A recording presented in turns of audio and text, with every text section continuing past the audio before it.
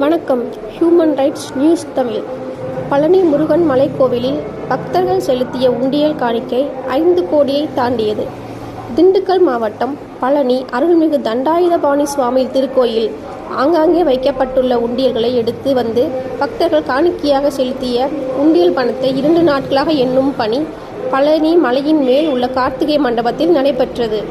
இதில் பக்தர்கள் செலுத்திய உண்டியல் காணிக்கை ரொக்கம் 5,25,16,754 ரூபாய் கிடைத்துள்ளது. இதில் தங்கம் 565 கிராமும், வெள்ளி 26,265 கிராமமும், வெளிநாட்டு கரன்சி நோட்டுகள் 1,324 எண்ணமும் கிடைக்கப்பெற்றது.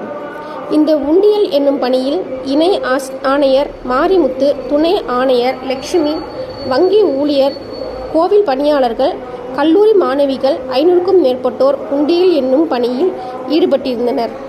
வணக்கம். திண்டுக்கல் மாவட்ட செய்தியாளர் செல்லத்துறை.